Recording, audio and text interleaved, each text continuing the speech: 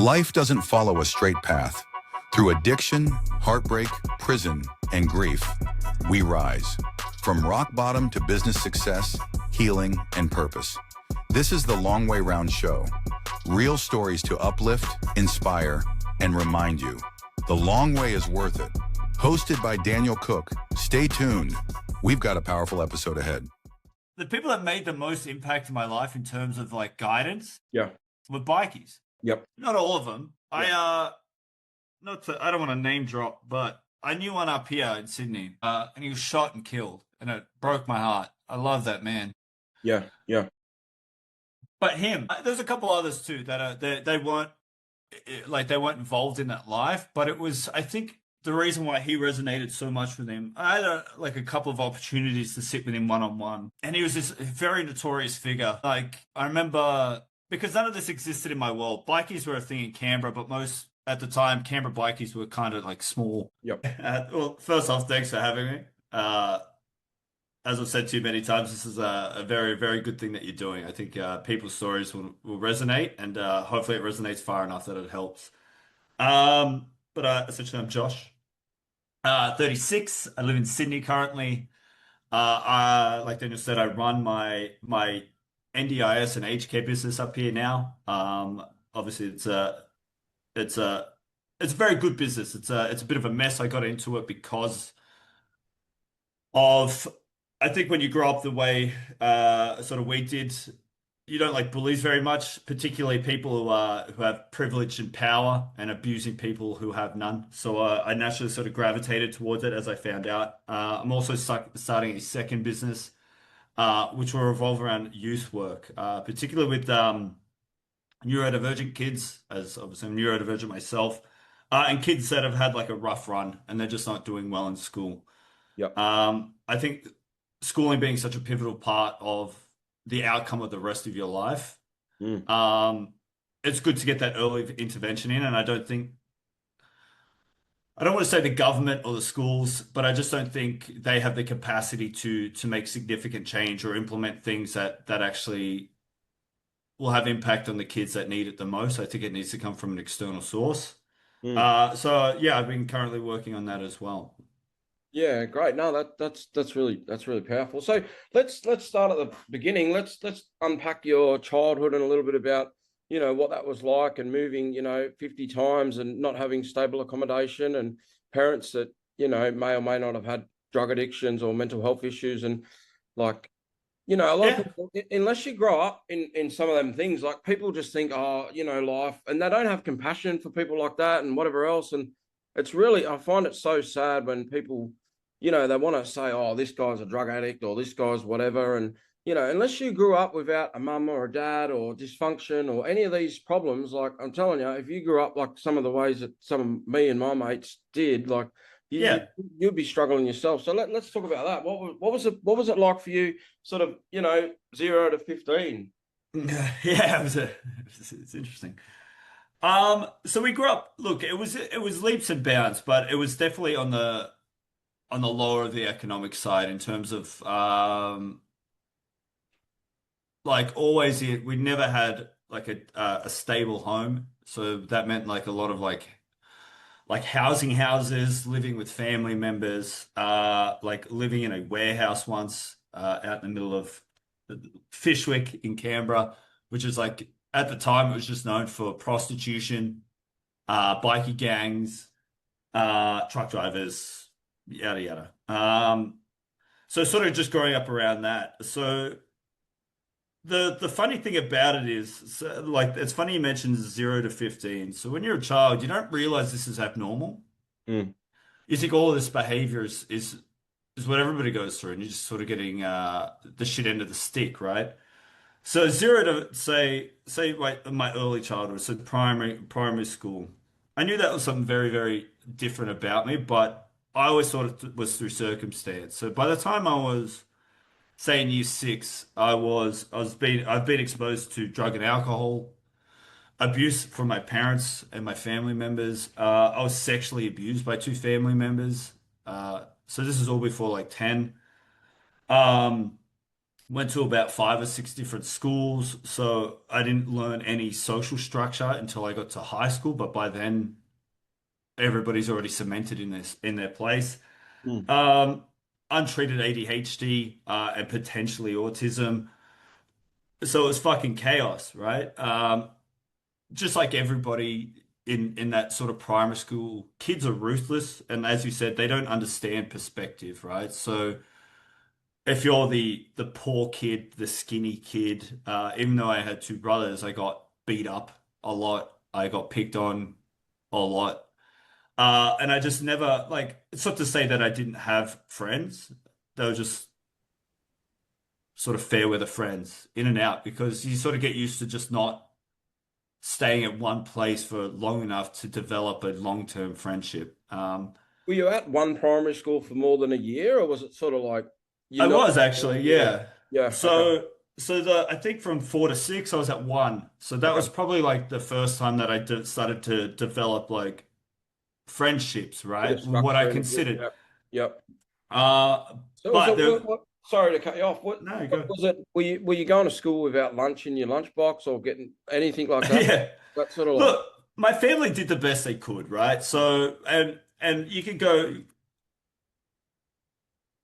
There was times like there's a funny thing that I remember. I used to obviously every kid drinks water. I remember laying pretty much most of my childhood. I could hear water slosh in my stomach, and I thought it was a normal thing. It's just because there's no food in it, right? But to say I went to school without lunch would be a bit of a stretch. But the lunch was 2 bits of bread.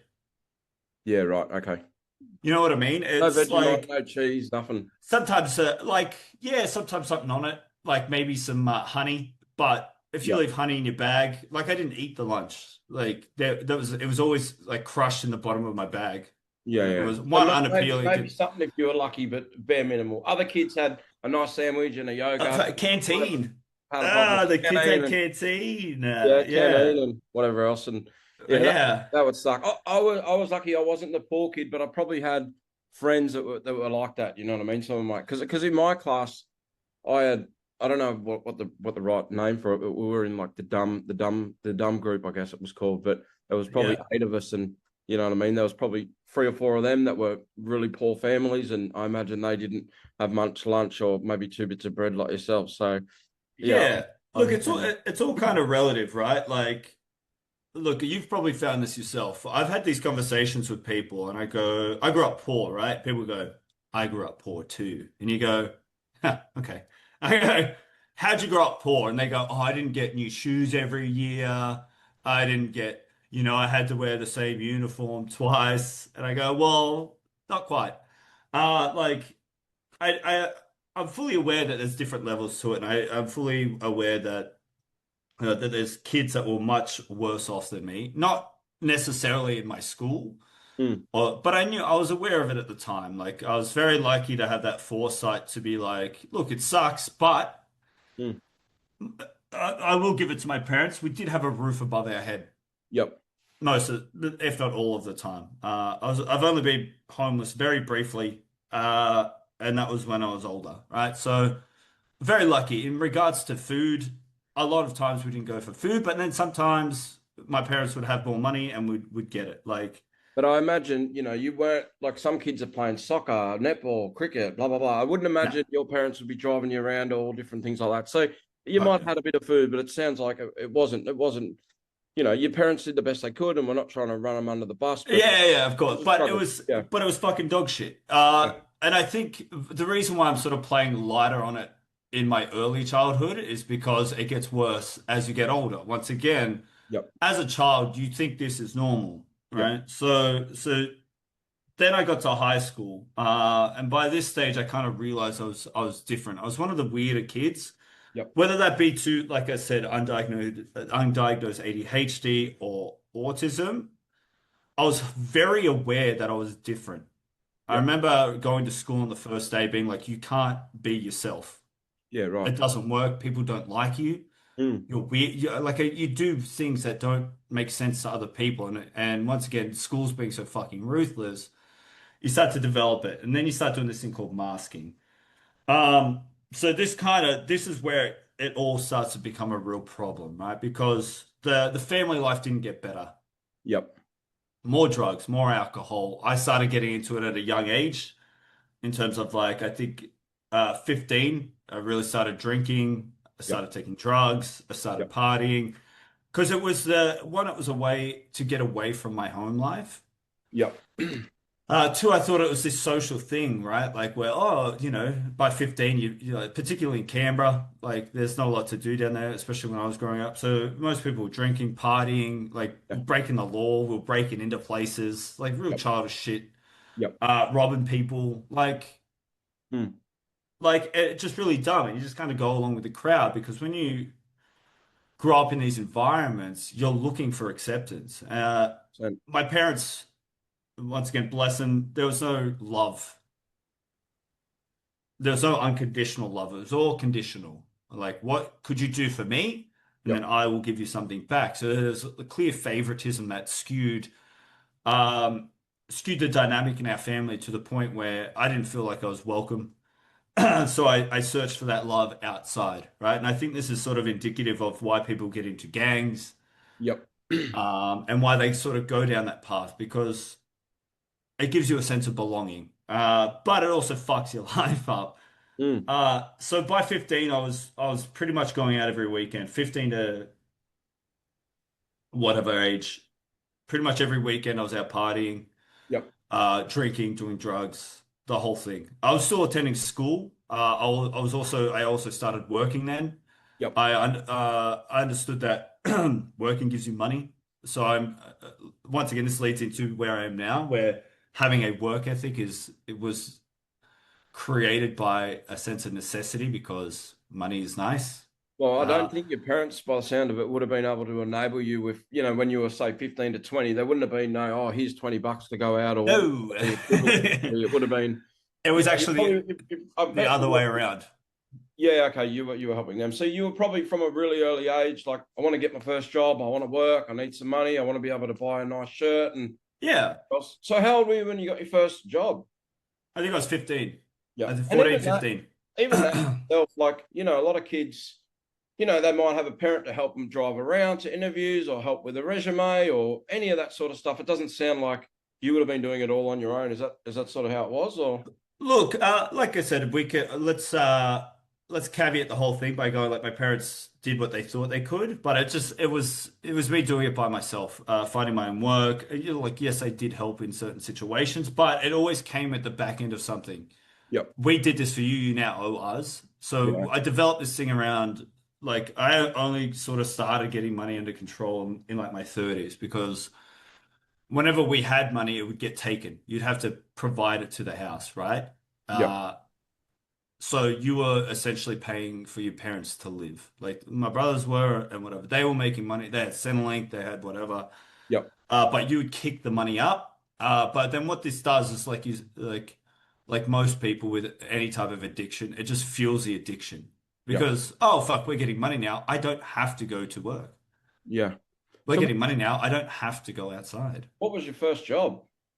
Like a Golo, Oh yeah, cool. Good old stack Galo. stacking shelves. Don't know if they're still around, but that's a pretty good first job. And how old were you when you actually left the home and when you moved out and started, creating your own life? So I moved out. My parents divorced in when I was about 19, I Yep. think.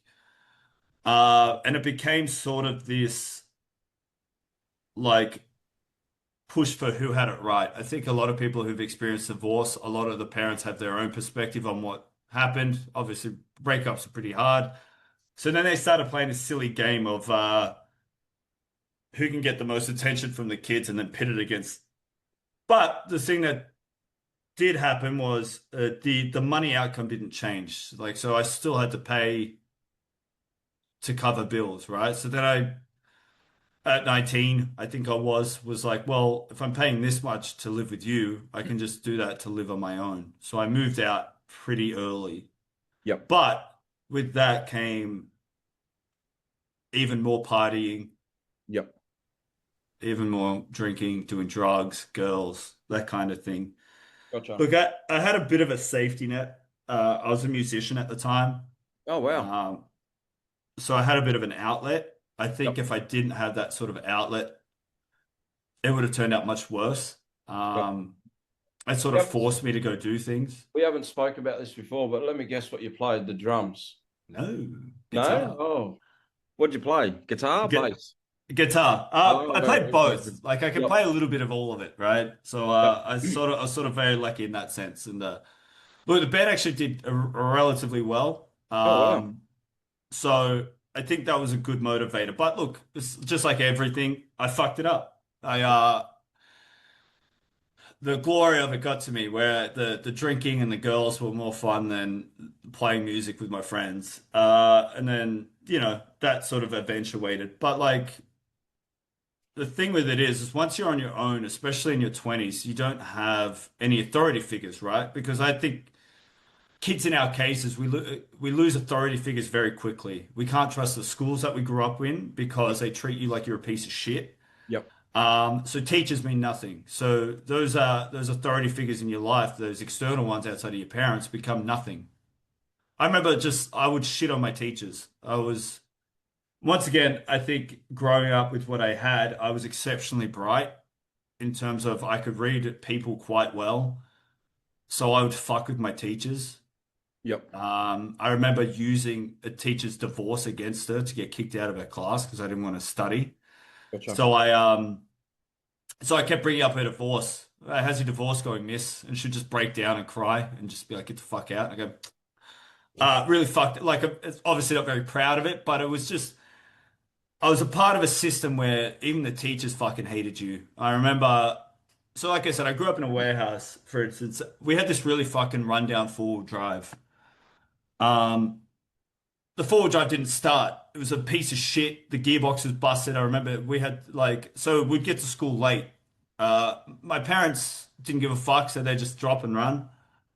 But the teachers would come out and fucking scream at me and my brother. Yep. Like, what are you doing? Why are you late? You guys can't fucking do this. And we go, like, I'm fucking 12. Yeah. Like, what do you want me to do? Right. So instead of like having this approach of being like, maybe there's a situation around why they're late, they just started abusing me and my brother and then treated us accordingly. Yeah. Right. And I think, like I said, when authority starts treating you like that, you grow up real quick. Right. Yep. You mature very fast and you go, well, fuck you. Right. Yep. You learn the parameters of what you can do, what gets you suspended and what doesn't, what you're allowed to. And then you start abusing the system. The reason why that is very pivotal for people like us is because when you take that and you throw it into the real world, you Mm. start to do it with police. Mm. You start pushing boundaries of authority, right? Yep. You start learning the system. Here's the thing that I tell most people. Criminals are pretty bright. Most of them are fairly intelligent. Most of them have a very good comprehension of what they can and can't do. They just push the limit of it. Some of them are quite dumb, but most of the ones that I've met are very bright humans, right? They Yep. just grew up with this problem with authority because authority treated them like shit. Yep. So, uh, so that's what you do. You push these boundaries of what life is and what it should be. You start Yeah. doing things like selling drugs. Yep. You So know you, what I you, mean? you, were, you were you were moving a bit for a little while in your early years. You were doing a bit of that. Yeah, look, I don't think I've had. So I have my apartment in Sydney, and this is probably the longest I lived in any one place. And Yep. this has been 3 years, I think. Yep. Prior to this, every year, without a doubt, I would move. So Yeah. every 12 months. I meant you were moving a bit of drugs. You were Oh, selling drugs. a little bit Yeah, of wheeling and dealing. yeah, yeah, Yep. yeah, I was. Yeah. Gotcha. Gotcha. So But what's it like? Sorry, can I just caveat that before? yeah. When you grow up like us, you see this shit on TV, right? You see that as the only way. We have the same goals as regular people. We want to live good lives. We want to live comfortably. Yep. When we get told that we're pieces of shit, we're not going to be anything, Yep. that rules out education, it rules out any type of office job, things like that, right? It Yeah. rules out you making any amount of money. So when we have an opportunity to make money, it's typically doing something bad, right? Yep. So we lean into it, right? And it's just that we're products of our environment. So you start doing it. Like And you when know, I start, you know sorry, what I mean? go. You can't put old heads on young shoulders. So it's part of the growing up process, isn't it? Well, that's the thing. It's like, so once again, I grew up around all of that. Mm. So I didn't start selling drugs till I moved to Sydney. I don't know how, fuck it. So I moved to Sydney. But the thing was, when I moved up, I started hanging around the same type of people, Yep. just way better at it, right? Yep. Well, you feel comfortable. But here's the thing about it, right? Like, yeah, so you felt comfortable, but they also had the cars, the Yep. watches, Yep. you know what I mean? And you go, I want that because I grew up around cars that didn't start, and I Yep. grew up around a dingy house, and these guys had nice houses, they threw really cool parties. Like the amount of cars that I drove when I was living up here that I had no business being in was insane. Yeah. Right. Um, and it glorifies that lifestyle. And Yep. when I started, I was already making decent money. Yep. I just got real greedy. But there was also that thing, like I said, when I was a kid, to make more for the family, Yeah. Yep. do better for the family. So I go, well, I'm making like I think at the time I was making around 2.5, 3 grand a week as a Yep. personal trainer. Yep. And I go, well, what's better than that? 8 grand a week. Yeah. I like it. And then like my parents will be proud of me. You know what I mean? And it sort of Yeah. resorts back to that kind of like I just wanted that care, but I was getting it from bikies instead. Yeah. No, I get you. I get you.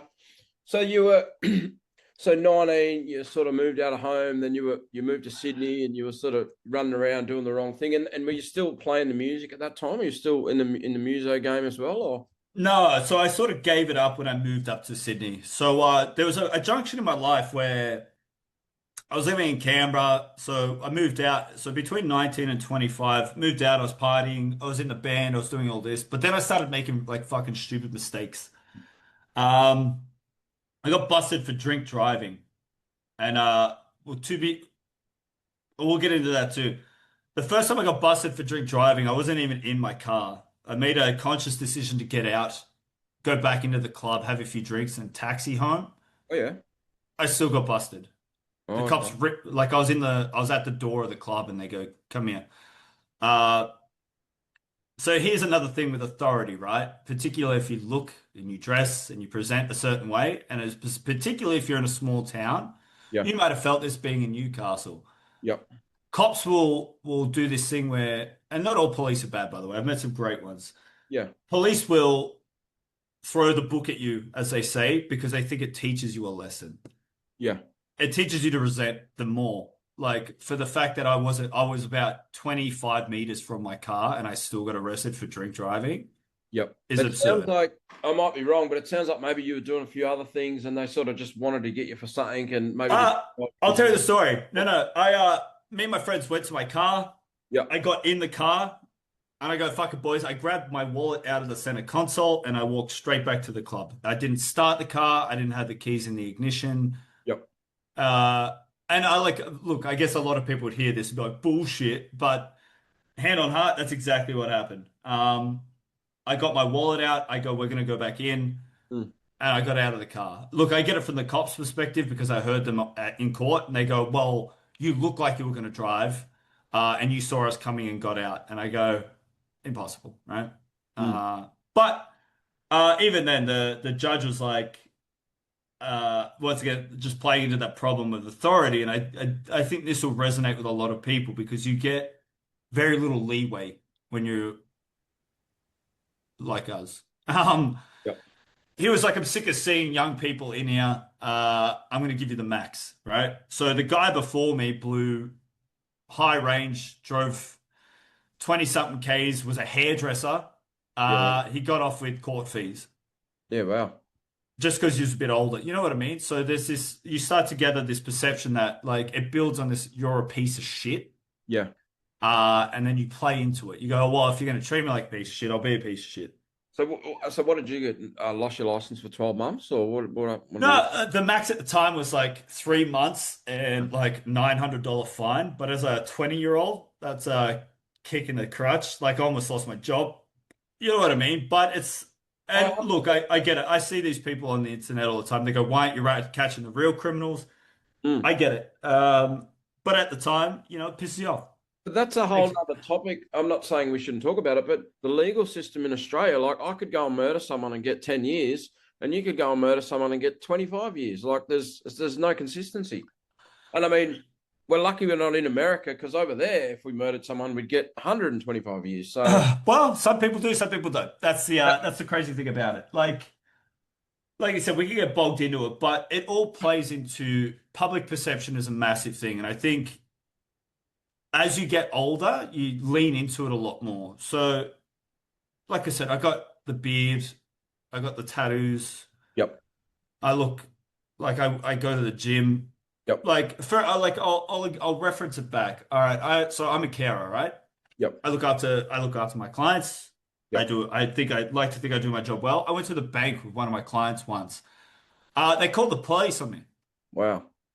They profiled me straight away. I've been in this bank dozens of times with this lady. Wow. Yeah, right. Dozens and dozens. Do the same thing. She gets her money out. We have a laugh. There's no sense of a threat. This one woman just called the police. Wow. You know what I mean? It's insulting and it's embarrassing. You know what I mean? Like Yeah. you're trying to do your job, you're trying to help somebody, and somebody just immediately goes, "Oh, you know what I mean?" And then when I complained about it, they were like, "Yeah, what do you want us to do?" You know what I mean? So it's that. I know we'll get into it later, but it's a thing that keeps that cycle going. Yeah, I You know gotcha. what I mean? Like, and I think this is why a lot of people don't get out of it. Yeah, yeah, And a lot of people repeat offend. A lot of people just go, well, fuck it. Like, why keep trying if I'm just going to keep getting treated the same, right? So then they stay where they are. They don't do anything better.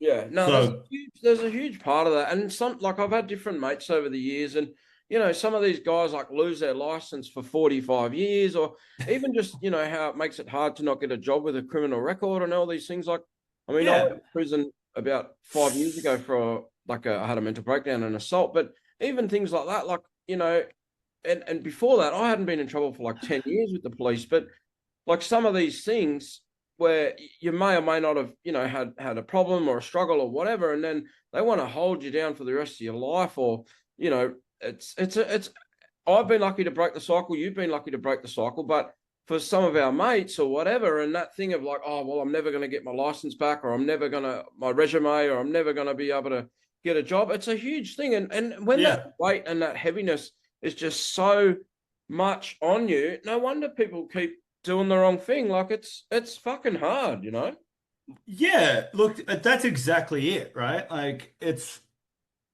that weight a lot of people won't understand. Like in terms of not having a safety net in terms of like I think a lot of people when they hit bottom, they have a bad time, they got a good family and friends around them, they pick themselves back up, they figure it out. Yep. I have this thing even now, and I feel it coming. My rock bottom is the same as it was when I was 20 years old. It is get as drunk as possible for days on end. Do not leave. Now I don't leave my house because I know I'm a nuisance. But as a 36-year-old man who has a partner, we're thinking about kids, that thing is hardwired into my brain. Yep. Yep. You know what I mean? And now I'm lucky that I have the supports, but some people don't. Some people don't have it. You know what I mean? And that thing being hardwired into their brain, Yep. you can't just switch it off. Yeah. You know what I mean? So, like I said, when these things happen, these life's gonna fuck you up. It's gonna beat you down. Yep. Most people, like I said, they go, well, I lost my job, but I've got savings, right? Yep. We could just wait it out and see how it feels. Some people don't have fucking savings.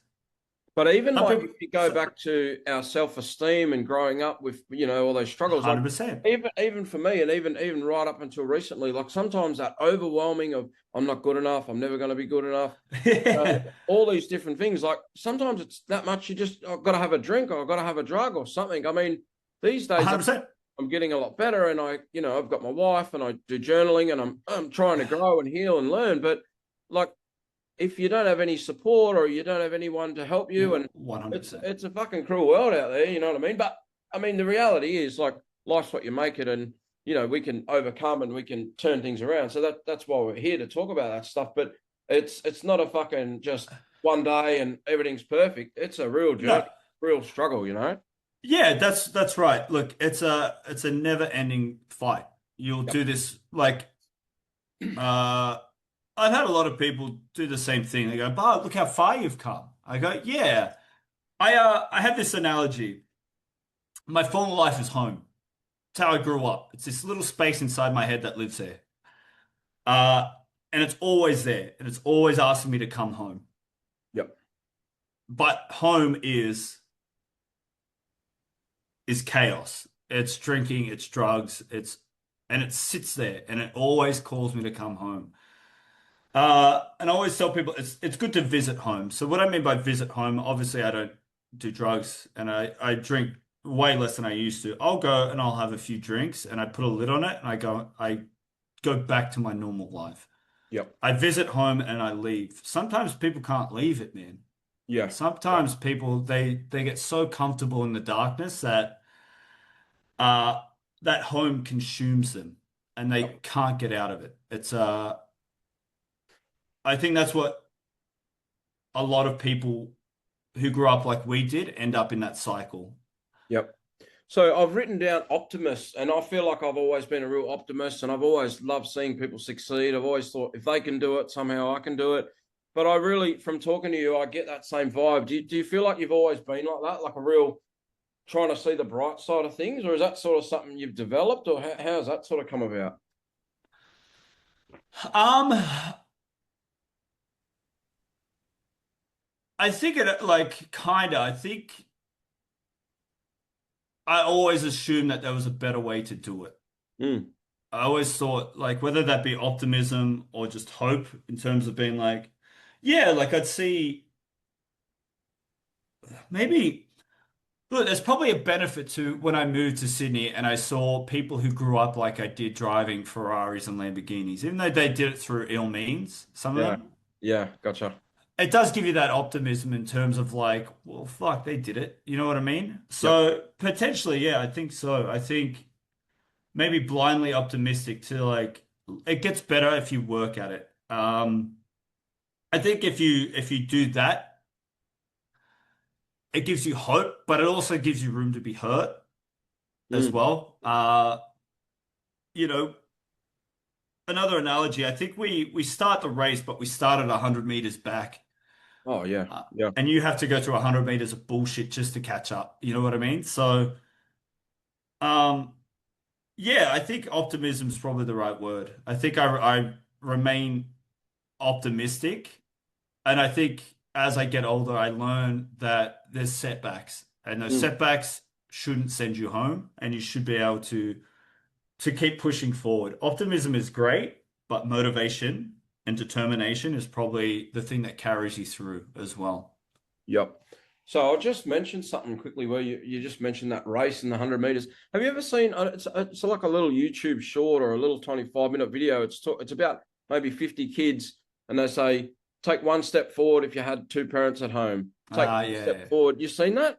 yeah. Isn't that a great analogy? You know what I mean? Like some of the people that I've met and been friends with, and through rehab and prisons and growing up through the the dumb class or whatever. Like some of these people fucking had to step back a million fucking steps, and people want to judge them and whatever else and say this guy's whatever else. It's horrible. You know what I mean? You don't know what these people have been through. Like it's yeah.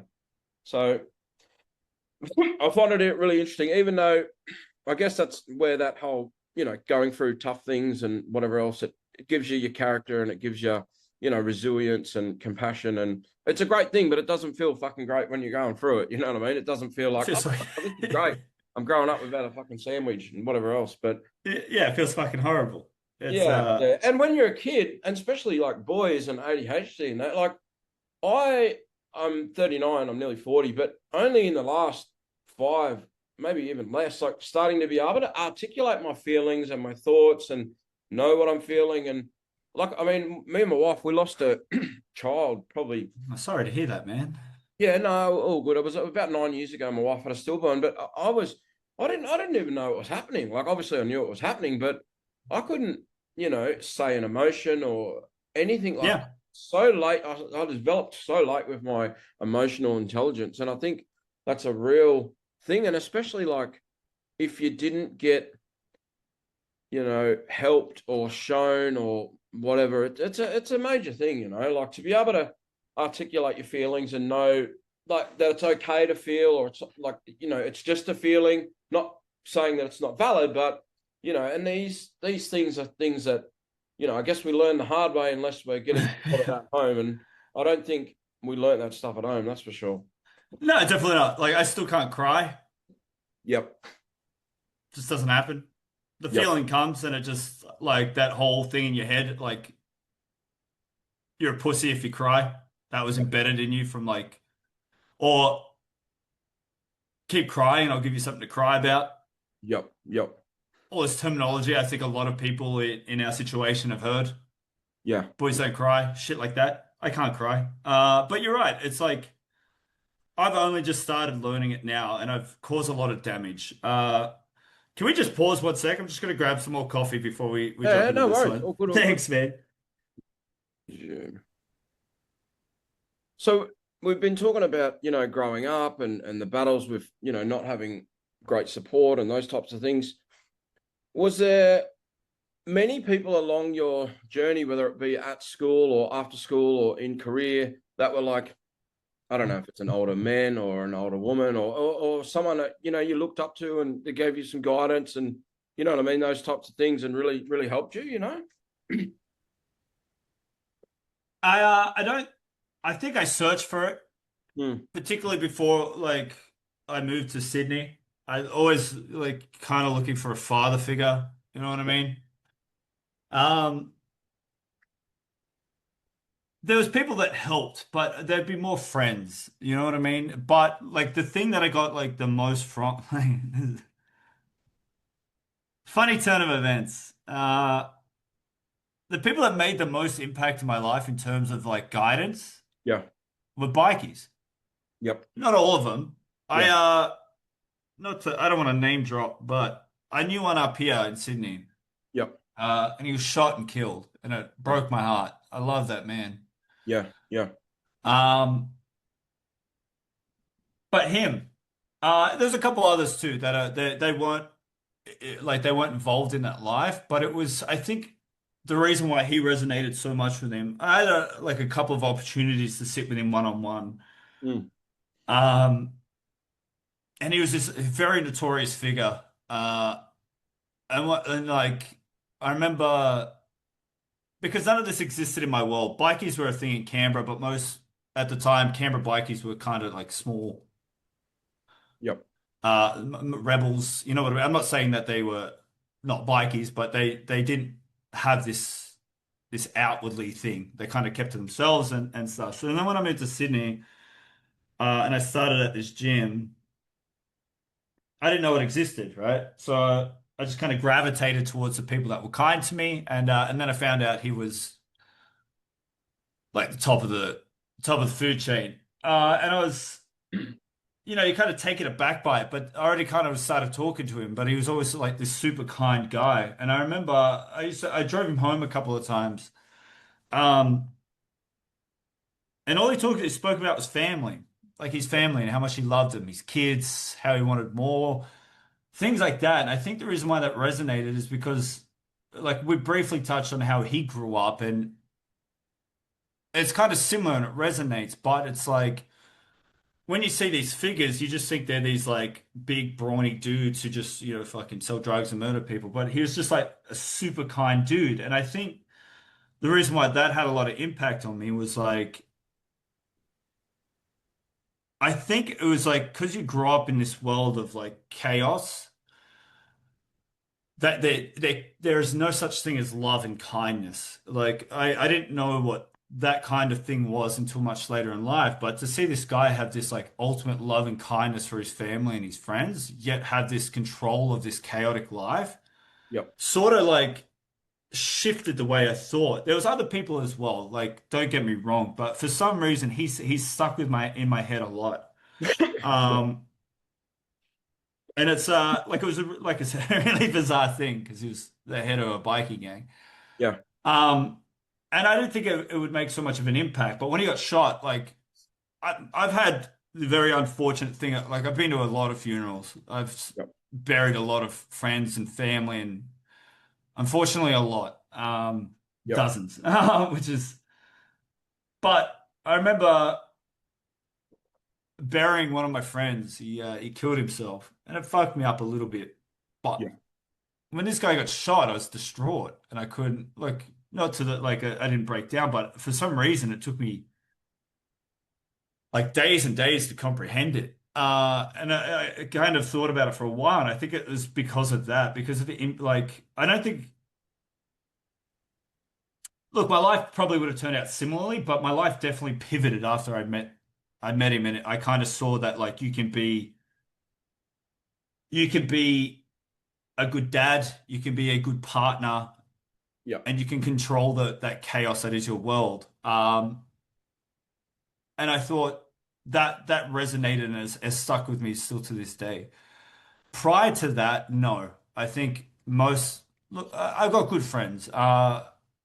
Most of the people that I would consider father figures were no, not even. I don't think or role models. They helped me along the way, but I wouldn't be like that's the one. That's the guy Yeah. who got me out of this. I think it was an internal thing that I real recognized in somebody else. But Yeah, gotcha. Well, I mean, that guy really must have meant something to you. He sort of really stood out above all the other people. And you know what I mean? These guys, like, I mean, at the end of the day, if you're not, doing anything wrong with them, they're not going to do anything wrong to you either. So, yeah, that's I mean, that's one thing I love about being a civilian. You know what I mean? I'm do the right thing. I don't owe anyone any money. No one coming to knock on my door. But if I was in that world, then I would have to worry about that stuff. But yeah, most of them are just really beautiful people, just like anyone else.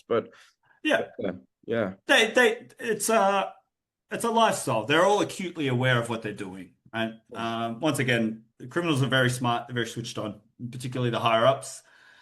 Uh, they know what they're doing. But I think the reason why you all kind of resonate or why people are drawn to them is because they do have similar values to you in terms of like, well, the ones that I met. Obviously, there's some dog shit ones, of course. yep, But I've met some. I used to work at corporate, and I met more dog shit humans in terms of moral compass, yep, ethics. You know how yep, they treat their partner. Like everybody was sleeping with everybody, whether they had wives or whatever.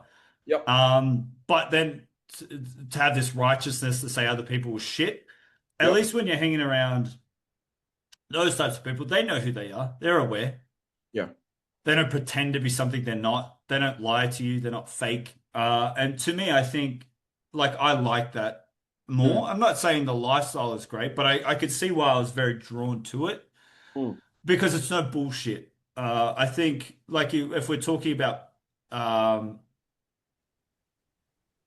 like people who inspire or trying to do that, when you grow up around, like I said, these authority figures that are full of shit, yep, particularly how we grew up, because everybody lies to you when you're younger in terms of like uh I think it's the age-old case of fucking you're nothing, right? So they make you feel like you're nothing when you're actually something. You know what I mean? I think a good motivator and driver of mine is Josh, you'll never be anything.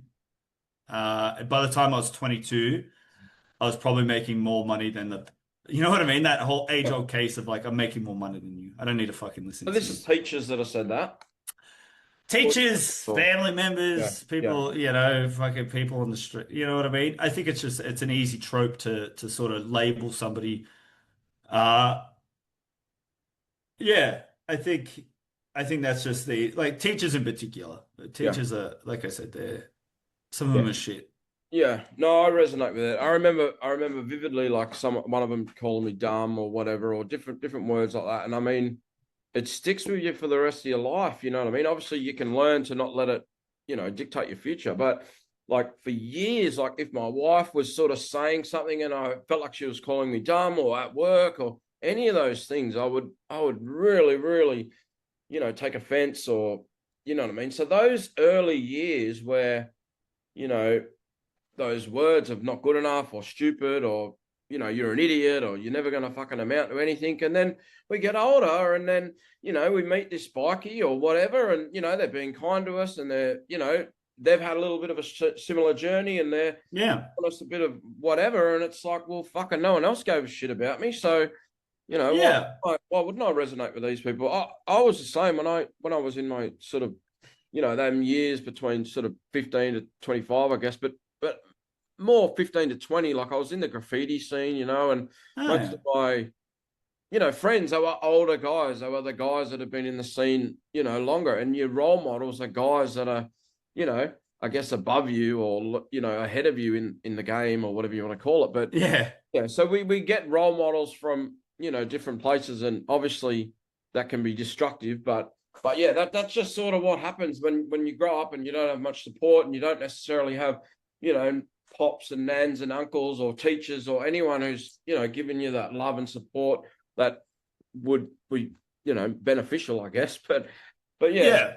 So was there a real moment where you went, I don't want to be dealing anymore. I want to turn my life around. I want to make something of myself. I mean, obviously drug dealers are still made a life for themselves, but if you want to, go to prison for 20 years or get... Yeah, so I get shot. Well, I think that was the moment. That was the moment, yep. So when this guy got shot, like I was probably like one of the last people to speak to him. Yep. And it was a funny moment. And I don't mean funny in the sense of like haha funny. It was like I said, he's a really kind man. So I remember leaving the gym that I worked at, and I went up to him before I left. And it was just like one of those just like offhand exchanges. What are you doing? Da, da, da. So I go, what are you doing this weekend? Because it was a Friday. And he goes, oh, I'm just going to spend it with my kids. And he goes, what are you doing? I go, I'm going down to see my grandma. And he went to give me some money, I think, to buy her something. He goes, like, go get her something. I go, no, I already got it. It's already taken care of. And then I left. I went to the home. I showered, and by the time I got out of the shower, he was shot. Oh, wow. So I think the reason why it resonated so much in terms of being like, you have to fucking figure this out is one, it's like he was meant to be the top, right? So you go, well, if they can get him, I'm fucking no one.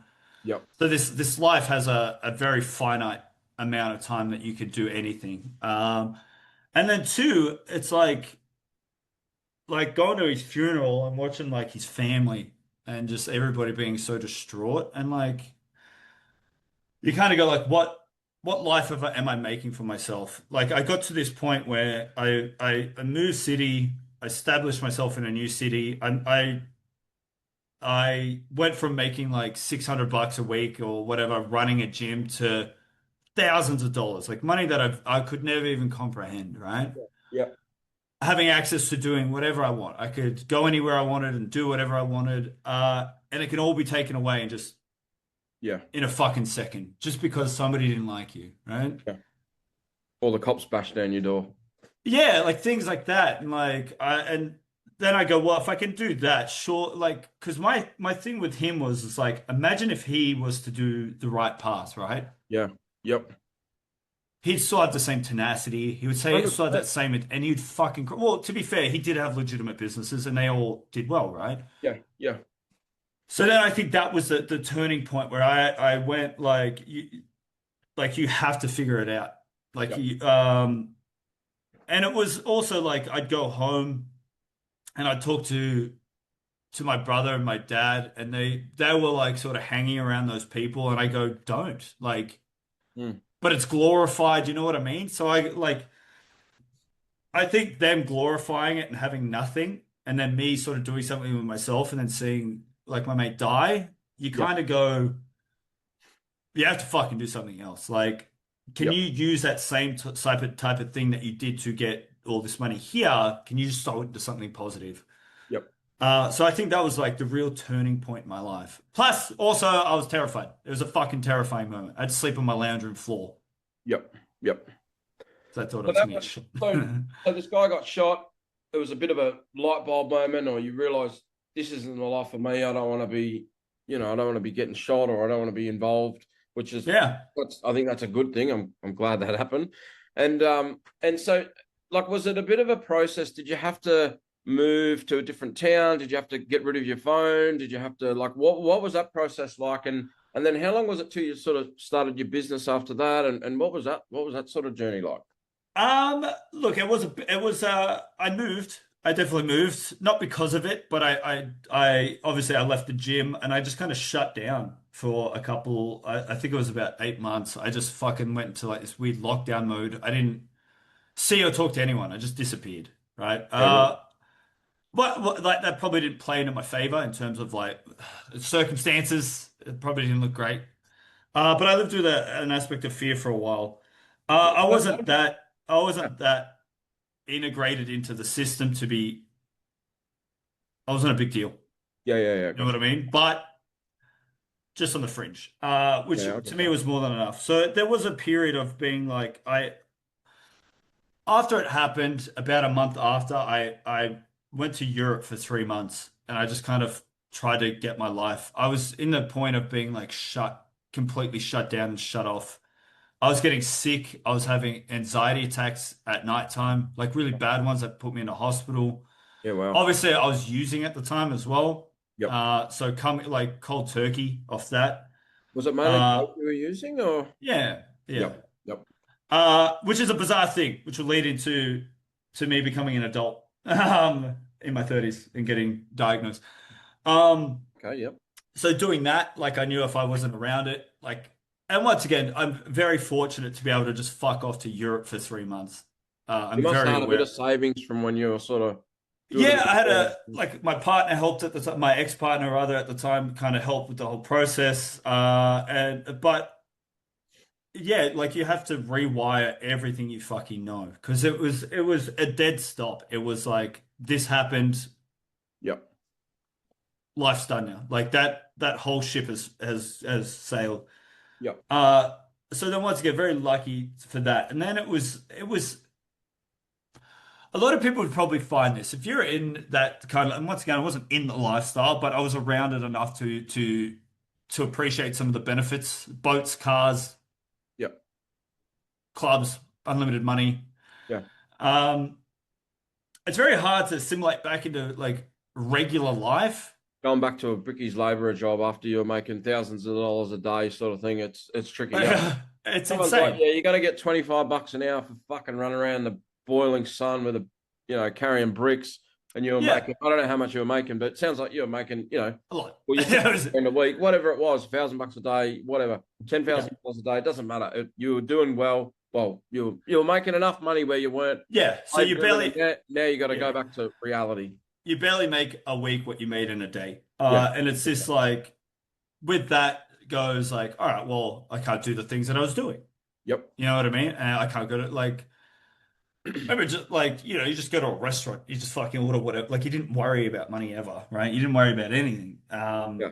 But like, I and know then going exactly to what be you like, mean. fuck, Yeah. I've got bills. Yeah. What the fuck is this bill? Yeah. $80? Whereas like you used to wipe your ass with $80. Yeah. So Yeah. like it was that for just for me it was like I had to start again, right? So then I get some menial jobs. I started working for this flooring company within a couple of like, and this is I think the thing that a lot of people don't realize. Like when you go through this, you have a fucking drive and you have this hunger that most people don't. And this is what I realize, like why I'm successful now, or Yep. somewhat successful. Yeah. Gotcha.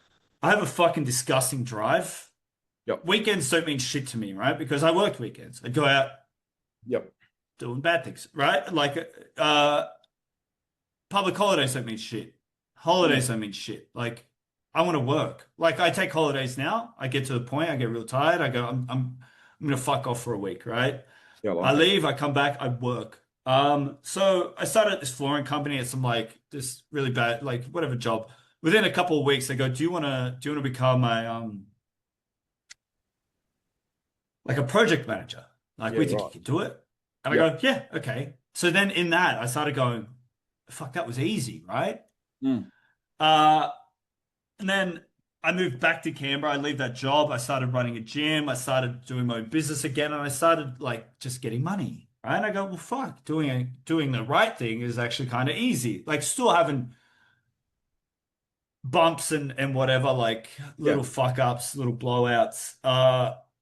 But then COVID happened. COVID was a bit of a shit show in terms of so when I moved back to Canberra, the bushfires were happening. There was big bushfires. Yep.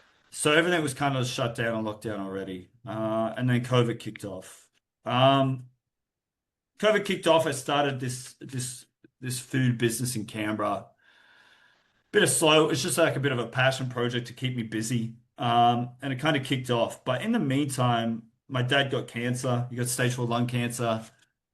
Um, so we're kind of like navigating that in terms of like family, taking him to his appointments and all that kind of stuff. Like to me, it wasn't a big deal. I didn't really miss too much. And then the business really, really started taking off. Like I said, about 18 staff, Yeah, nice. 25 grand a week type thing, all run from like my home. Oh, wow. Yeah, like I started this in my house. Yeah, what was the business? What were you doing? Do you know like cheese and meats? I used to put Yeah. them into boxes, right? But it went from the reason why I started it was the only thing that you could do over COVID without being stopped. Okay.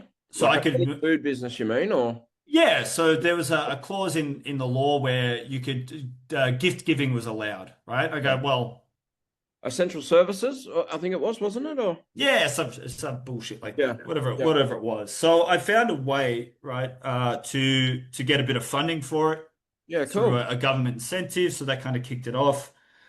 I was a bit of a dunce. I took a little bit of money out of my super and I kicked off the business, right? Yeah. Oh, I think I just, yeah. I kicked off the business. Still trying to PT at the time, but obviously pretty hard with the gyms, navigating dad going through cancer and all the family stuff. I think the reason why this story is important because I fucked it up. It all kind of fell to shit. I think this is where what we were talking about before, where a lot of people they go, fuck it, like I had it, it's gone. So this is towards the end of COVID, my dad died. It was quite abrupt and it was to me unknown. So me and my dad had a bit of a falling out a couple of months beforehand over something very trivial, like very pathetic. Uh, I told him to move some of the stuff out of his driveway. He told me to shut up and listen, and I told him to fuck off. And that was essentially the last thing I said to my dad. Um, and then obviously he got sicker and sicker. I didn't know about it. The family didn't tell me. And then one day I got a phone call from a doctor being like, where the fuck are you? You should go see your dad. And obviously it's COVID, so you needed to go through this process of like getting clearance and fucking like all of this from the hospital. So I got the clearance and I go, I'll go see him tomorrow, right? Mm, That night he died. Um, and I think this is another turning point. I was drinking, yep. playing video games with my friends, saying like everything was going well, right? So at this time I was opening a shop. Like I said, had all the money in the world. Everything was going good. And then I saw my dad die. Um, I think the reason why it was a turning point is because I realized my dad was a man of hopes and dreams. Yep. Everything was big, big ideas, and he never followed through with any of it. He just kind of sat back and watched life pass to the point where he just died, you know? Yeah, I'm sorry to hear And about Father too. And I'm sorry to hear about the whole situation. That would be really, that wouldn't have been nice. And I'm sure it's still not nice to this day with not getting to say proper goodbye to your old man. So that's uh, here's the fucked up thing. I don't think about it. yeah. I don't think about it at all. I think maybe whether it be a point of trauma, where it be a point of like my neurodivergency, where out of sight, out of mind, I don't think about it. I don't skip a beat. I don't remember the day he died. I don't remember, you know what I mean? It doesn't affect me at all. Which Yeah. is, I think that fucks me up a bit more than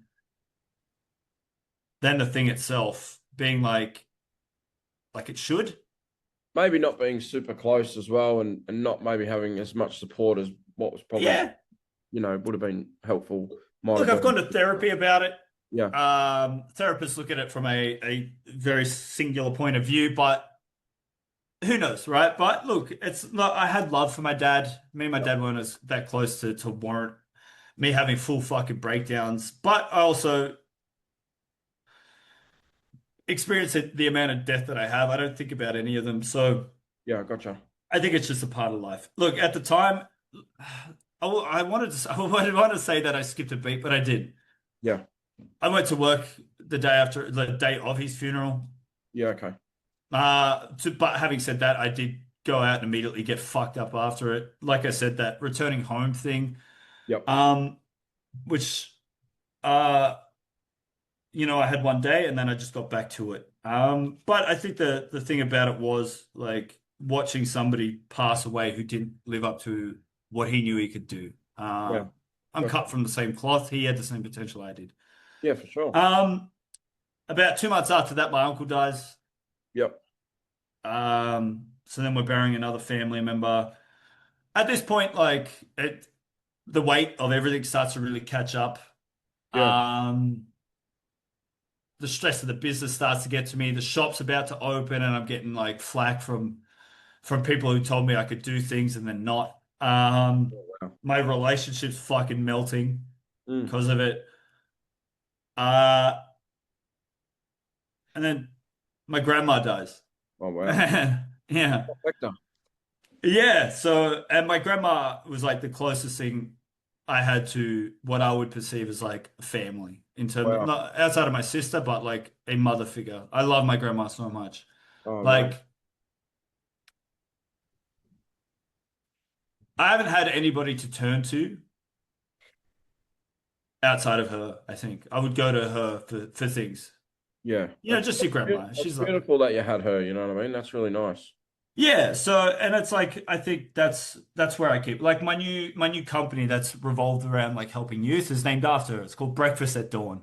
Oh, So right. that's how much of an impact she made. Like and then after that, like my relationship completely fell apart.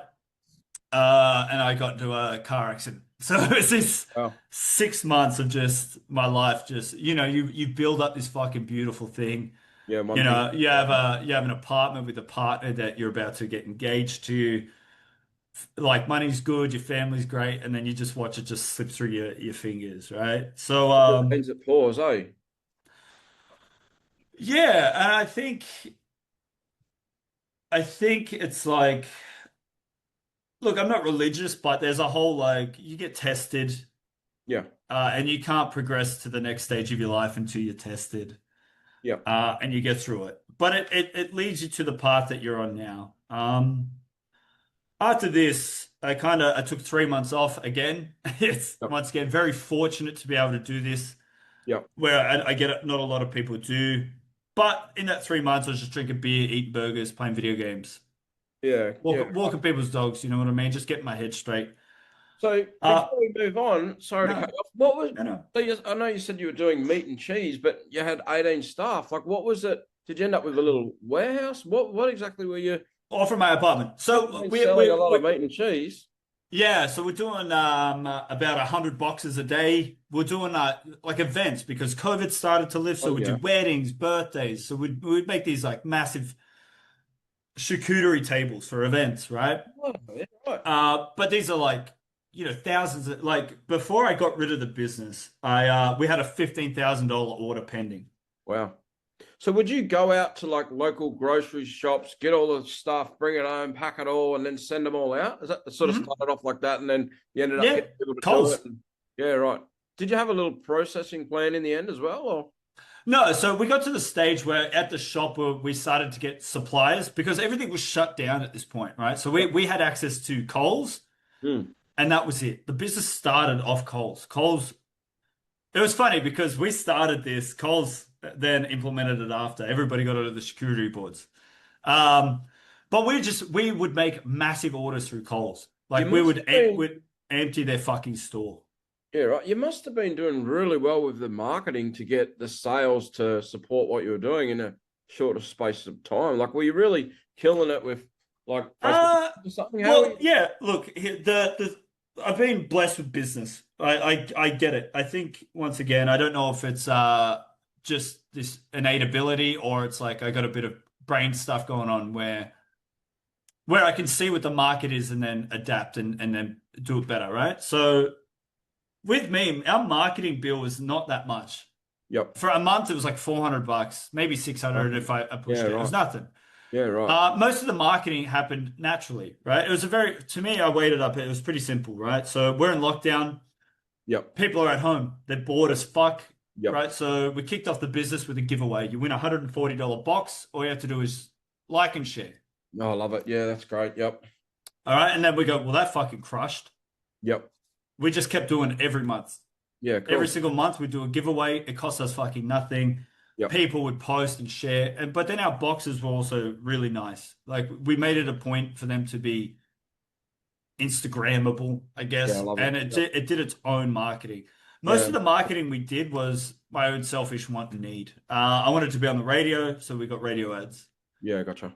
I wanted to be in the newspaper to show my grandma. I'd pay for an ad in the newspaper.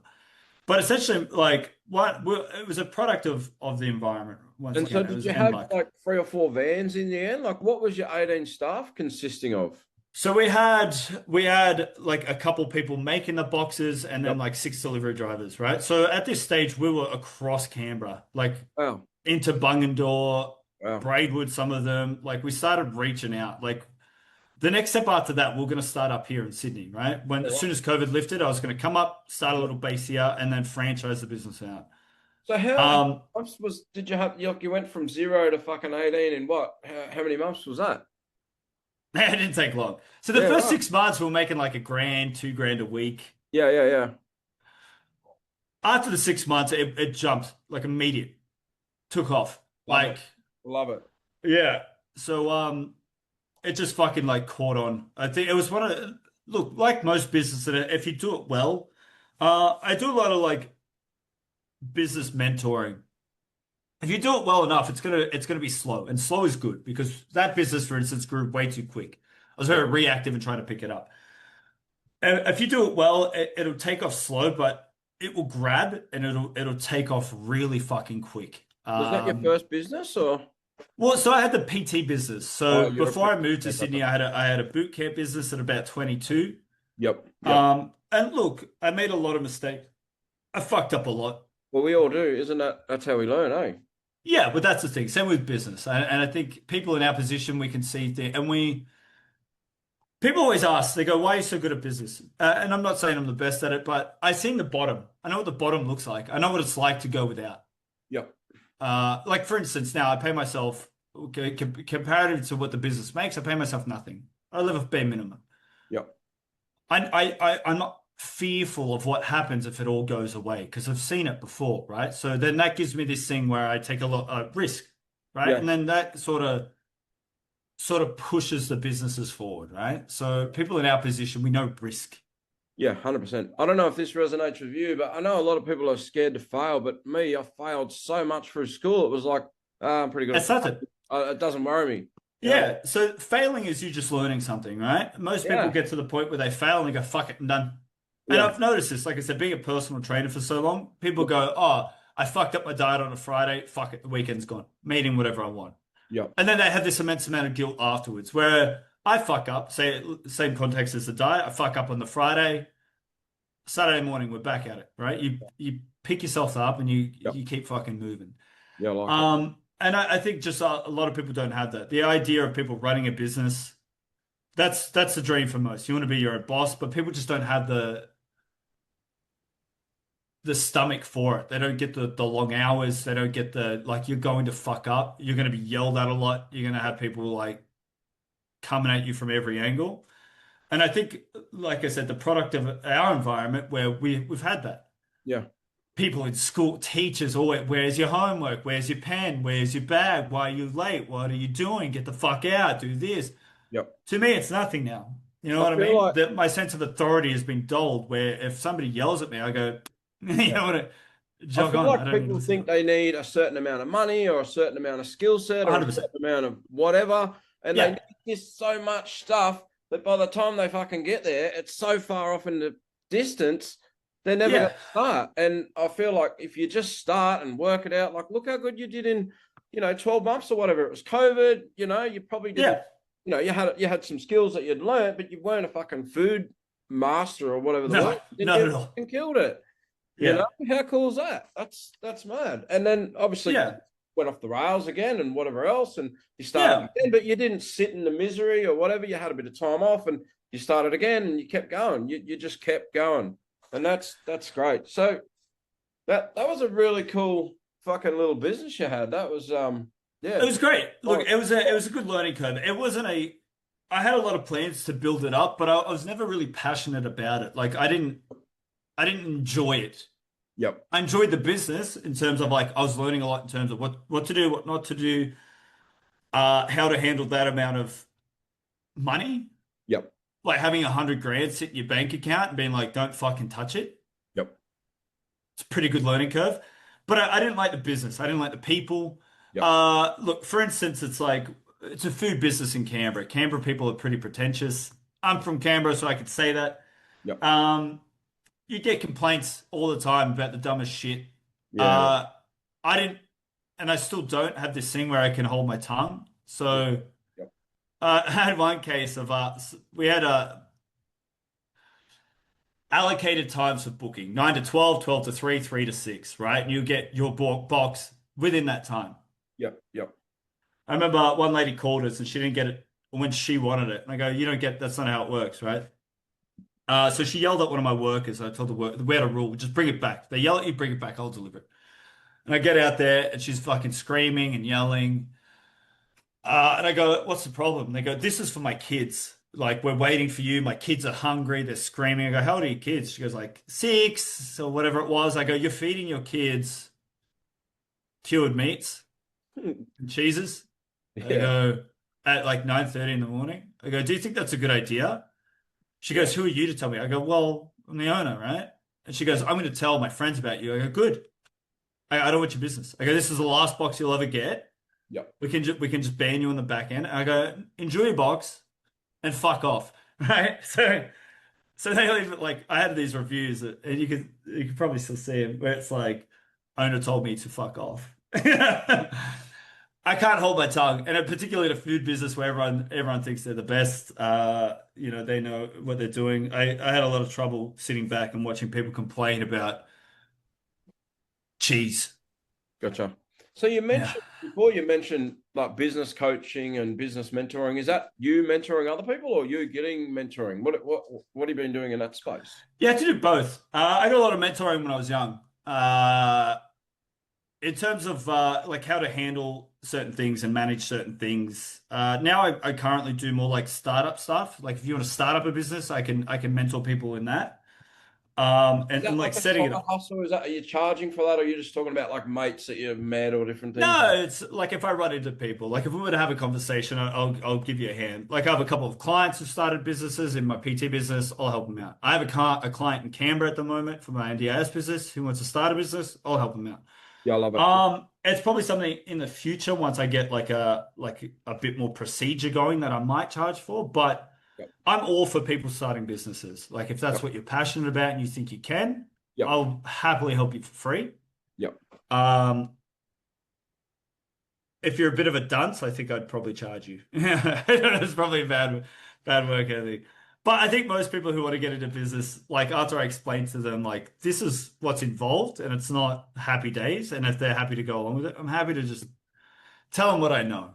Yeah, me too. I've always been happy to, you know what I mean? Even if someone was starting the same business as me, I'll tell them whatever I know. And like I did a little reel the other day. And if someone ends up bigger and better than me, good luck to them. All the best. Like there's plenty of work out there, and you know what I mean? Yeah. And I've always had that too. Yeah. Yeah. And I feel like, it doesn't always come back, but it does come back eventually. You know what I mean? You're releasing positive energy out into the atmosphere or whatever. And some people will tell you to fuck off and not give you the time of day, but look at you. You're coming in on my show today, and that's great. That's much appreciated. So yeah, look, I I never expect anything in return. No. Like I said, all the like if you get it back, that's great. Yeah. Yeah. I think otherwise you start to build a bit of resentment. But yeah, all of that kind of stuff. I'm happy to help people. Like if you're trying to make your life better, Yeah. I'm all for it, man. Like go nuts. I'll tell you everything that I know, and Yeah. like if you want to use it or not, that's up to you. But I'm Yeah. happy to talk to anybody about anything, to be honest. If it impacts their life in a positive way. Yeah. I think it's just that thing, like maybe same with you. I wish I had that when I was younger. You know what I Yeah. mean? When I was growing up. There's somebody to be like, I'll tell you what I know. Yeah. Yeah. You know? So yeah, I think the business stuff is like it's very important. Um like I said, I think if you grow up with nothing, most people in life, you have a life of two paths at the start. Your paths are typically you lean into what you are Mm. or you walk away from it, right? So for me, growing up in shit, Yep. uh, drug and alcohol abuse, and I don't want to drag my brothers into it, but they're both drug addicts Yep. to some extent. One I could comfortably say, one I should probably caveat with, I'm not, maybe not. But you know what I mean? Like they kind of went into what we were Yeah. rather than walk away from it, right? So like if you grow up in a life, you have the choice. I think a lot of people think that they don't. You have the fucking choice, right? I hear the same bullshit. I didn't have this and I didn't have that, and you're lucky. I get that a lot. You're lucky. Fuck your luck. I am lucky. Like, don't get me wrong, and I appreciate my luck, but Create your own luck. you have to, right? You have to sit down and figure it the fuck out. You have to sit down and accept the fact that most of your life and all the fuck ups that happen, Yeah. you're probably causing them. You're probably contributing a large part of your own fucking demise. Yeah, Um, we can generate our own luck, but it doesn't just happen like that. You know what I mean? And people see it, and that's part of the whole show as well. Like, I think sometimes people just think, "Oh, look at this guy. He had it easy, or whatever." Or that's say right. that the 5 businesses that he failed with, or the 5 bankruptcies, or the marriages that he lost, or whatever. You know what I mean? I don't know, but people go through things, and it's easy just to sit there and go, "Oh, well, he was probably inherited that or whatever." But yeah, Yeah, that's not always the case. So that's right. And it's like you're either like your biggest supporter, you're your own worst enemy, right? So you got to think that perception goes both ways. Like if you're I know you brought this up earlier where you're going like people don't give you the time of day, and some people don't. Some people just generally don't have the time to figure you out. But it's also, are you playing into that figure? Like, are you inflating that perception? yeah, Are you acting like a piece of shit? yep, yep. Are you walking around fucking all staunch, drinking all the time? Like, are you looking after yourself? Like, there is a path of life that you have to take, regardless of how you grew up. 100%. There are societal norms that you have to abide by. And no one's going to Unfortunately, want to help you if you got a bad attitude and you're not grateful and blah blah blah. Like that's right. If I you, try to be extremely grateful and thank you and blah blah blah and all of these yeah, things because it's. But if you're yeah. walking around with a chip on your shoulder and no one's going to help me, no one's this, no one's that, yeah, you're 100% right. Well, yeah, Nobody's gonna want to do shit with you. So if you want to start your own business and you think you're entitled to cut out some of the hard work because you had a hard life, you're in for a fucking shock. yeah, Like I've met people who do that. yeah, Like they think they deserve it because they grew up rough, and you go, cool. If you have that attitude, well, I'll see you in a year and you'll still be in the same spot, right? Like, yeah, look, oh, I yeah, can agree with you that like people are fucked. People do treat you like shit, and like we said, particularly through school, you yeah, get written off real quick. yeah, Teachers are dealing with hundreds of students throughout their career, maybe even thousands, and they have a job to do. mm, Most of the time, you're making their job hard, so they don't want to deal with you, right? So you get written off real easy. But that ends at school. You finish school at fucking 18. yeah, You have to start making adult decisions. And like I said, I can say this comfortably because the first time I did the same. I started blaming everybody. My parents, you didn't give me this, and school, no, you get right? Yep. And you can say that during the time, but when you're 25 years old going, my 100%. parents didn't do this, Yep. you sound like a bit of a dickhead. 100%. Uh, when you're 30, 35, 40, Still living in mum's basement. Like, come on. saying, oh, my parents didn't give me this or school didn't, you start to sound like, you know what I mean? This woe is me. Yep. Figure it the fuck out. Like, and I know that kind of sounds harsh, and once again, I am now at a point of privilege, so this might not resonate, but like, you have to accept the fact that like you are a part of your own problem too, Yeah. Oh, for and sure. you need to pick yourself the fuck up. Nobody's Yep. coming to save you. No, not at all. No one gives a, Uh, like people do, but People care, but like, I've had this conversation. Like I said, I have a lot of conversations with my brother. Nobody's coming to save you, man. yeah, And who would want to save you? yeah, yeah, You're a sinking ship.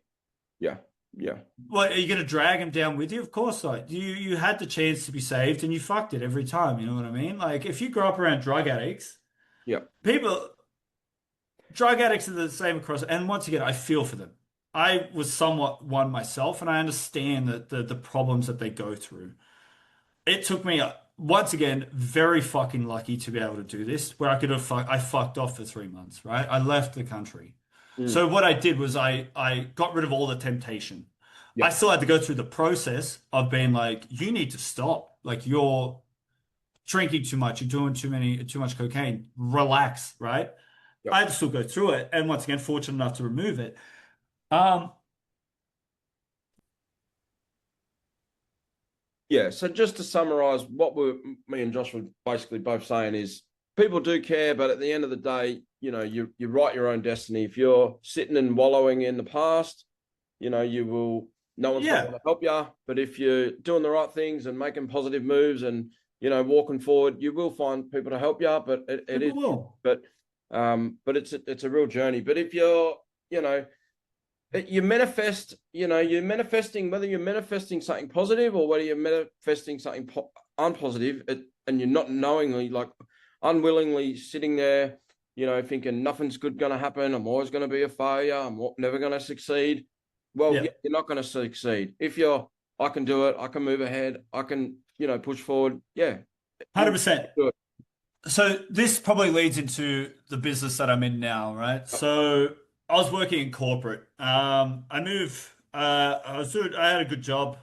Yep. At the time, with my ex-partner, everything was going great, right? And Yep. I got offered a job up here, Mm. good money, working in finance. Yeah, nice. Shit, it's full of it's not for me. If they want to do it, it's fine. I move up. My girlfriend ghosts me. Okay. A week or two after that, one of my good friends dies in his sleep. Wow.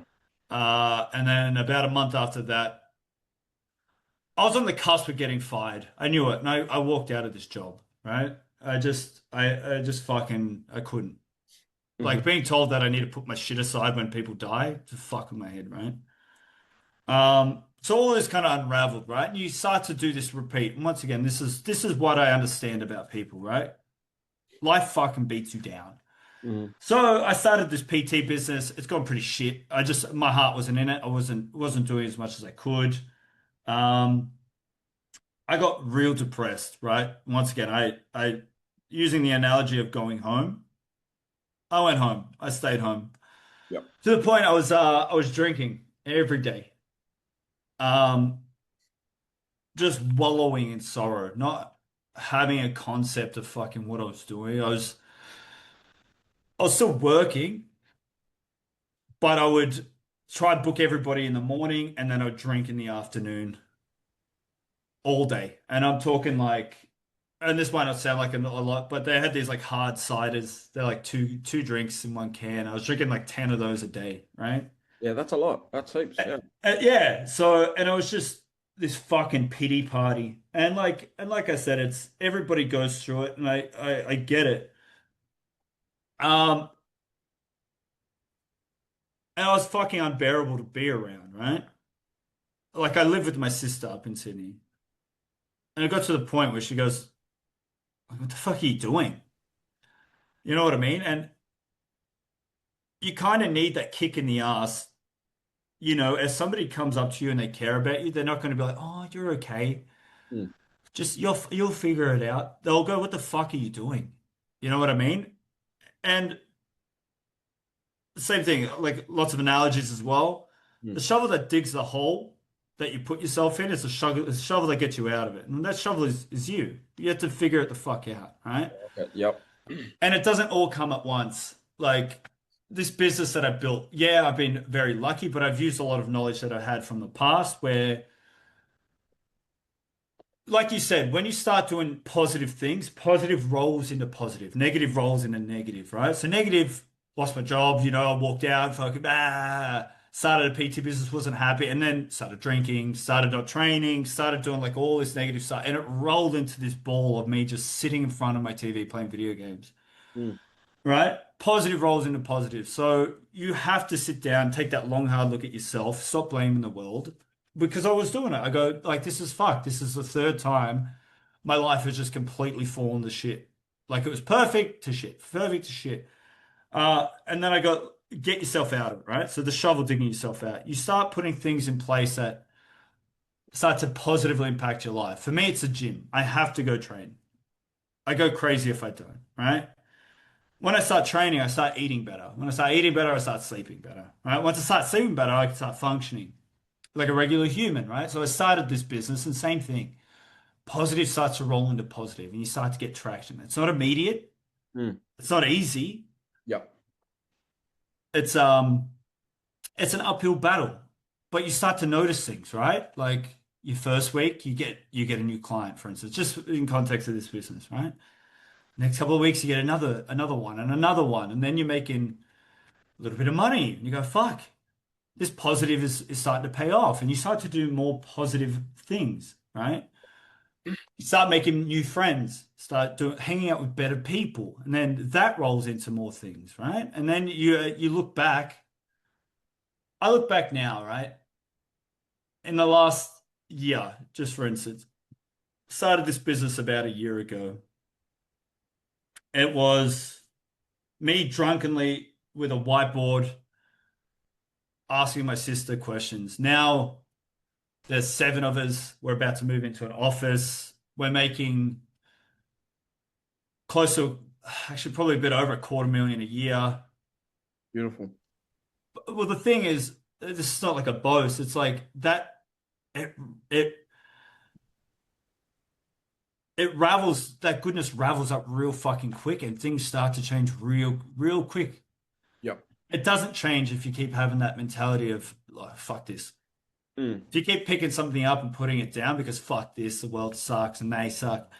If you keep picking it up and putting it down, it's never going to grow, right? Like you have to use what's in your arsenal in terms of, like I said, I've seen the bottom. I know what it looks like. I know what it's like to be hungry, thirsty. So just another context of this. When I was doing all of this shit, we were almost kicked out of our apartment. We lost the cars, no lights, no electricity. We were on the verge of losing fucking everything, by the way. Like, this isn't just, oh, it was just me drinking. There was stress between me and my sister because she was obviously fronting most of the bills, Yeah. and I Gotcha. was just being an absolute piece of shit. Um, and I'm once again, very lucky to have somebody like her to pick it up because not a lot of people do. But you have to realize, like I said, you're doing damage to other people when you're like this. When Mm. you let yourself sit in that hole for too long, you are doing damage, not only to yourself, but to everybody around you, the people who care about you and love you. Uh, but you can turn it around in a year. It takes 1 year of you just putting your head down, avoiding those negative things that make you what got you into that hole in the first place, and start doing some positive shit. And in 1 year, you can fucking turn your life around to something that doesn't even resemble what you knew. You know what I mean? Yeah. And that's still against all the same odds that you were facing to begin with. Still, every time I start a business, everyone, that's stupid. That's not going to work. Why are you doing that? Everybody's doing it. The market's oversaturated, blah, blah, blah. you hear it from everybody, and you usually hear it from people closest to you.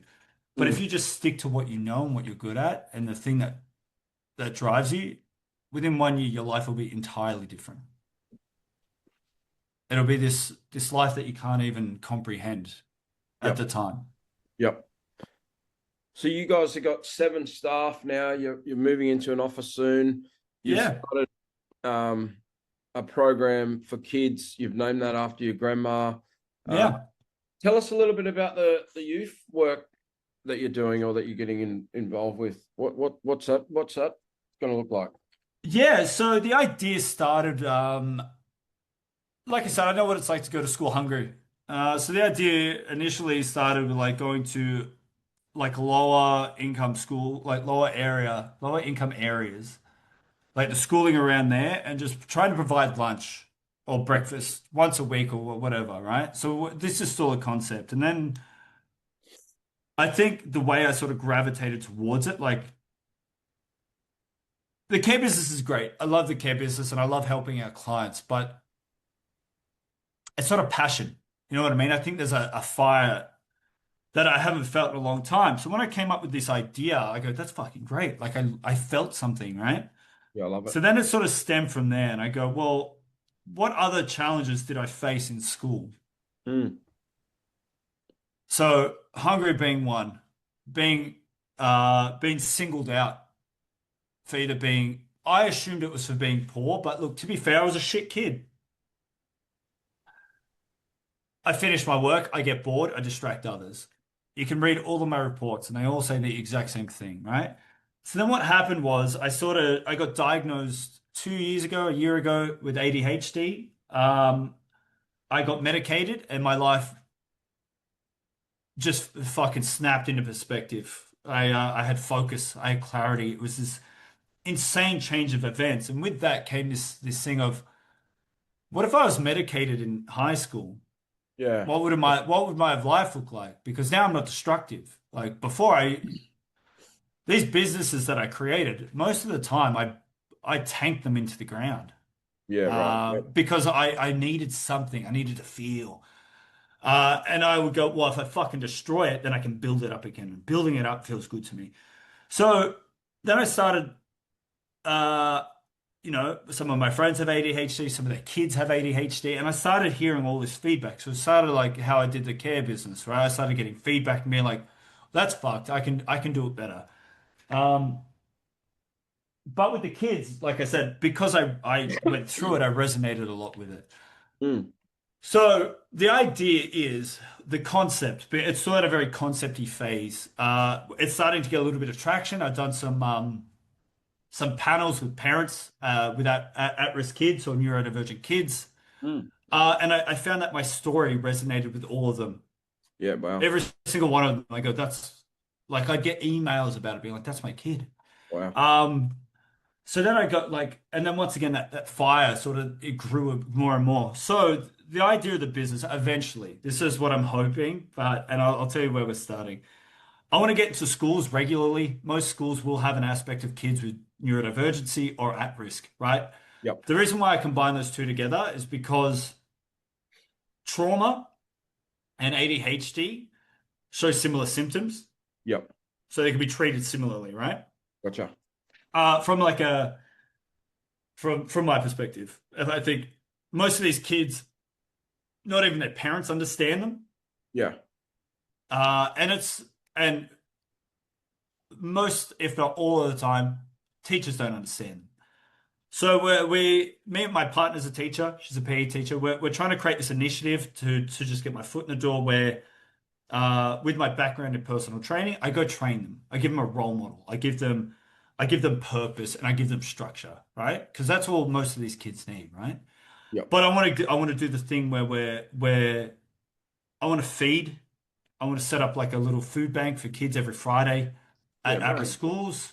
I Yep. want to set up like a bit of a charity in terms of like clothing, school accessories, bags, pens, books, laptops, if we ever get to that stage where they have access to it. Because from year 8 onwards, I didn't go to school with a bag or a pen or a Wow. piece of paper. I just rocked up like Yeah. this. Yeah. No uniform. I went in old shitty clothes that I was given. Mm.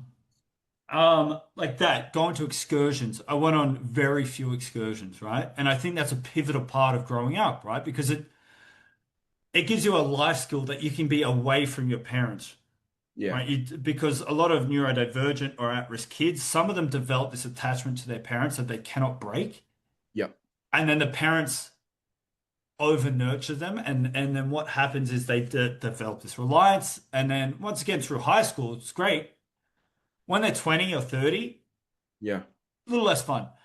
Um, so doing that, and then hopefully this is like a system that we can create where we roll it out. Not only through schools, I'm trying to do, I'll be doing private mentoring. So I picked up my first private mentor client as an I hate the word ADHD coach. I think it's stupid. Um, but just mentoring these kids, even in their 20s, they're still struggling with similar Yeah. things, like assimilation into regular life where um, their partners don't understand them, their workplaces don't understand them Yeah. because they function slightly differently, right? Yeah. Um, so I think that for now is where I want to start. That's my biggest thing. I gave, speaking to parents is another one that I'm going to keep trying to do. There's this company up here, empowering parents in crisis. Yeah, I've done mad. a talk for them that I wanna work with them more in terms of talking to the parents and giving them perspective. Yep. So like I said, that's kind of my passion. That's where I want to head.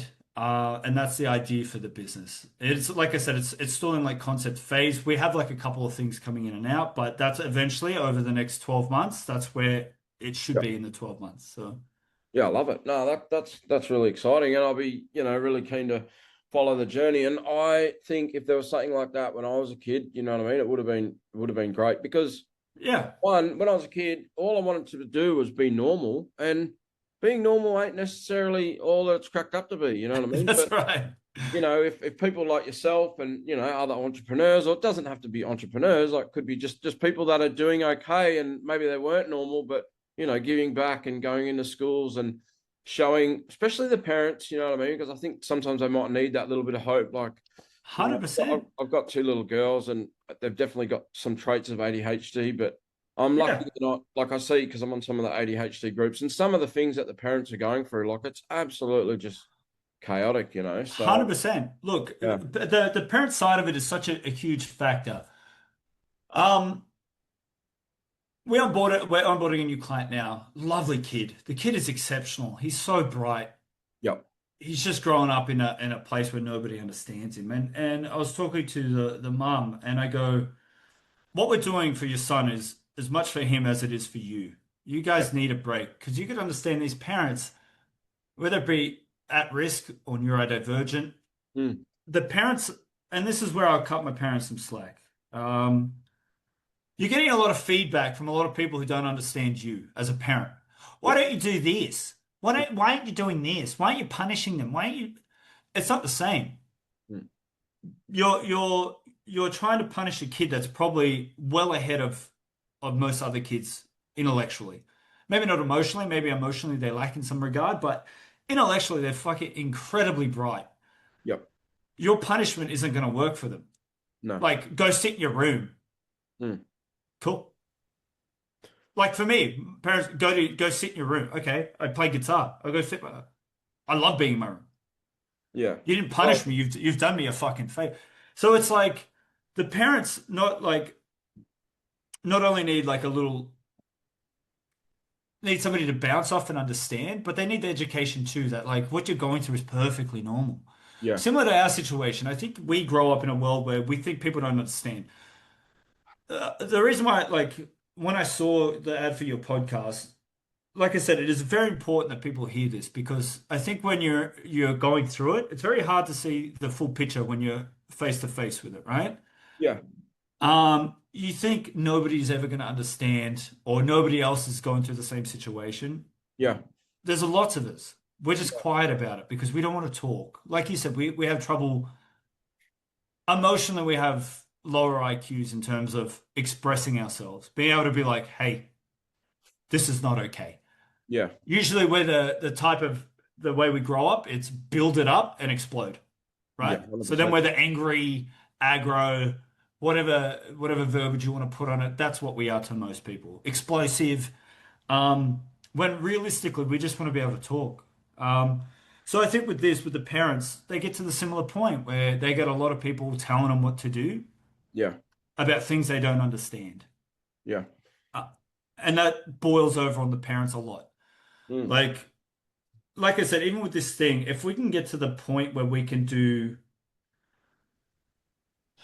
like like I said, the proposal that we sent to the school was every Friday morning, mm. like the kids come an hour earlier. That's an hour that the parents get that they know that they have somebody to trust and that's teaching them their kids life skills that they'll actually use. Yep. For me in school, math, like I use math, algebra doesn't make fucking sense. I've never used it in my life. You know what I mean? Me Teaching them too. skills that, yeah, I'm good at maths. I can't read and write. I can read, but you know what I mean? I can't spell. yeah. Maths is the most important thing. Yeah, 100%. You know what I mean? Like there's things that in school that wouldn't make sense to Yeah, kids like us. You know what I yeah, mean? yeah, So teaching them skills that they could potentially use later in life. And I know the gym is one small fraction, but the gym movement, it's good for your mental health, it's good for your physical health, right? It gives you structure because you have to follow programs, you have to diet, it teaches you nutrition. A lot of people don't know about nutrition yeah, and how nutrition affects your brain. People don't know how to get it.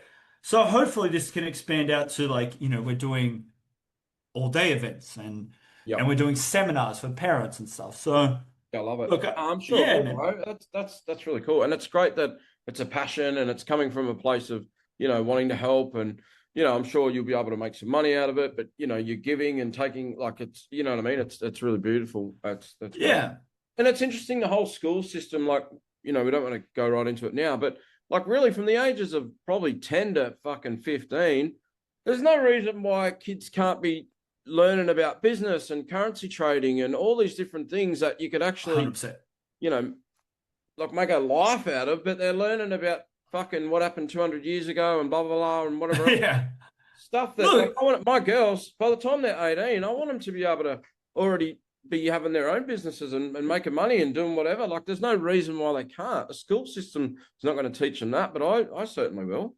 yeah, well, I think so. I think this is a thing. So just to refer back to this client that we have, he struggles in school. I Yep. struggled in school. Yep. But there was this exercise that the school did around business Yeah, right. in terms of some type of trade system where you trade cards for something and each card was worth a different value. Yep. He was the only one to come out net positive. Wow. Right? He's exceptional at it. So I met with him the other day. He's already created business ideas to get what he wants, right? Because these are the things that interest us. Yeah. Me, I'm super big building business, right? Yep. The reason why I find it interesting is watching. it's just watching things grow. And I think a lot of people, like you're saying, when you're sitting there and you're going, all right, 5 plus 5 is 10, and you're doing that, you know what I mean? Or here's the history of something that happened 1,000 years. You go, cool, it's good to know, it's good to have knowledge, but I don't give a fuck. Yeah. I couldn't care less, Yeah. because it's not impacting me right now, and Yeah. it's not a tangible skill. No. So you're 100% correct there. Look, I've spoken to teachers. Yep. Teachers are abundantly aware of the system. It's not the teacher's fault, by the way. No. If you're a parent out there and you're blaming teachers, just relax. It's not them. They're confined by a curriculum set fucking 80 years ago. Yeah, 100%. You know what I mean? And they're pushed into these things. Like I hear it from my partner all the time, not to throw her under the bus, where she's restricted by what she can do. Yep. Most teachers get into it because they care and they want to help, and then over the years they just get beaten into the shape of whatever the school system is. Look, there are teachers out there that just get into it. It is a government job. It is quite easy. Yep. And teachers, don't come at me. It's relatively easy in terms of you're not doing laborious, high risk work. That's all I mean. Yeah. Yeah. But they get into it because it's a government job, and once you get a full-time position, it's an easy ride for the next 20 years of your life, right? But the way that trickles down is they don't give a shit. eventually over time they stop giving a shit. They stop making impact. So it's not the teachers. The schooling system I think will never change. I think they have a curriculum that's the easiest to determine who will be best at filling the roles that we currently have. So you'll see a lot of like tech based things coming into schools. All students have laptops and stuff like that now. Yep. But the thing is, it's like you said, it doesn't cater for the people who could not care less about it. Yeah, yeah, gotcha. You know what I mean? It doesn't cater for kids who want to do like your alternative is. I remember even when I was in school being approached when I was 15 by the year advisor. He goes, Josh, I think you should leave the school. I go, why? He goes, I think you should get a trade. You'll be better at that. Yeah. And I go, no, I'm good. You know what I mean? Their alternative is get the fuck out. And I think for kids who feel like they're unseen, that mentality feeds into that concept of being like, just leave. Somebody else will deal with you. Because we get that all of our lives. Somebody else will deal with you. Yep. A carer will deal with you. A coordinator will deal with you. This will deal with you. We don't want to deal with you. You're too much. You know what I mean? Yeah, gotcha. So I think this, like you said, the schooling system is the start of most people's problems. I could almost guarantee if me and you had a different schooling lifestyle, well, not guarantee, but potentially our life would have been vastly different. You know what I mean?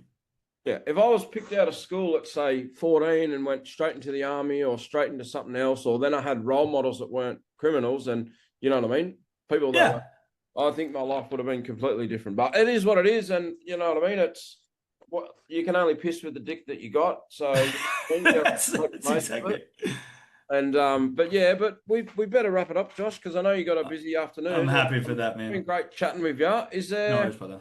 any sort of closing things that you'd like to say, or is there, if anyone's sort of watching and has a child that's going through some of the ADHD stuff or the schooling stuff, or any of your other businesses with the caring, like can we leave a link, or can we leave your website on the bottom of the description, and can people sort of reach out to you? How do you feel? Of course. Yeah. So I'll send you our care agency email and my email and the link to my website.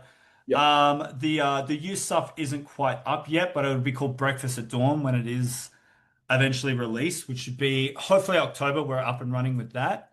Yeah, beautiful. But we're still dealing with it in terms of like it just gets run through the care business. We still deal with it exactly the same. It's just under one until it separates into its own thing. Yeah.